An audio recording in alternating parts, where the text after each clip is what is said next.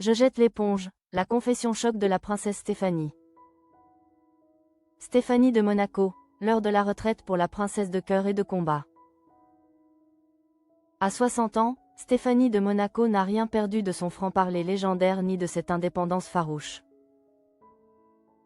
qui a fait d'elle l'icône la plus singulière de la principauté. Mais alors que le soleil décline doucement sur le rocher, la sœur du souverain Albert II semble prête à tourner une page majeure de son existence. Entre engagements humanitaires viscéraux et aspiration à une tranquillité méritée, la princesse se confie sur son désir de retrait, laissant derrière elle un sillage d'audace et de sincérité. Depuis ses premiers pas dans l'arène médiatique, Stéphanie s'est imposée comme une personnalité à part, refusant de se plier au moule trop étroit de la vie de palais. Chanteuse au succès fulgurant avec Ouragan, styliste avant-gardiste, elle a toujours porté haut les couleurs de Monaco tout en traçant son propre chemin.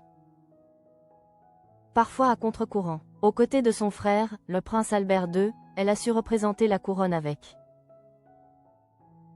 une constance admirable, mêlant élégance discrète et sensibilité à fleur de peau. Sa vie personnelle, souvent scrutée par les objectifs du monde entier, a été le reflet de cette soif de liberté. De son mariage avec Daniel Ducruet en 1995, père de Louis et Pauline, à sa liaison avec Jean-Raymond Gottlieb, père de sa fille Camille, Stéphanie a vécu ses amours avec une honnêteté désarmante.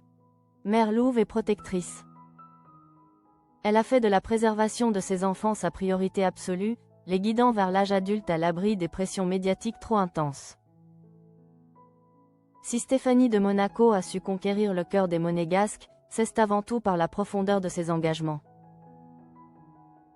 Présidente de l'association Fighted Monaco, elle lutte contre le VIH depuis 1996, une époque où le sujet était encore marqué par d'épais tabous.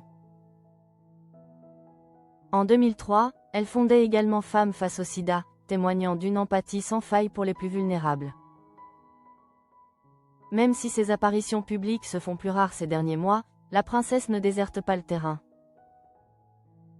Début juin, on l'a retrouvée à Carpentras pour un événement de Fighted Monaco, accompagnée de sa fille Camille Gottlieb. En visitant une maison de vie dédiée aux personnes vivant avec le virus, Stéphanie a une nouvelle fois prouvé que sa présence était loin d'être un acte protocolaire, c'était une rencontre humaine, sincère et chaleureuse, saluée par tous les résidents. Pourtant, malgré cette flamme intacte pour les causes qu'elle défend, Stéphanie de Monaco aspire aujourd'hui à une autre forme de liberté.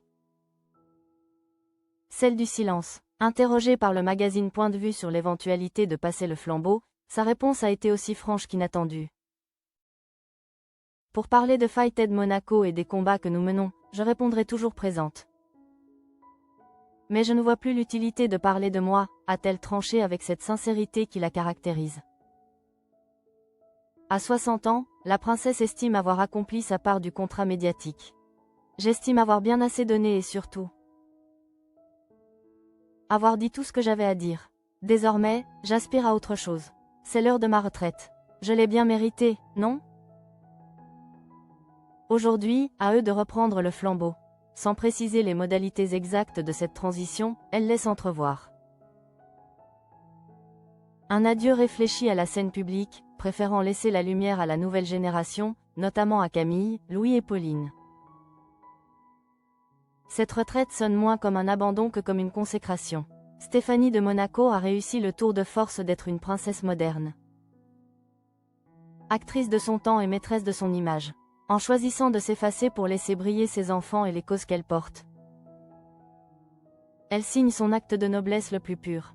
Sur le rocher, son ombre restera celle d'une femme qui a su transformer la pression de la célébrité en une force de frappe humanitaire, et qui, au sommet de son parcours, s'offre le luxe ultime, celui de disposer enfin de soi-même.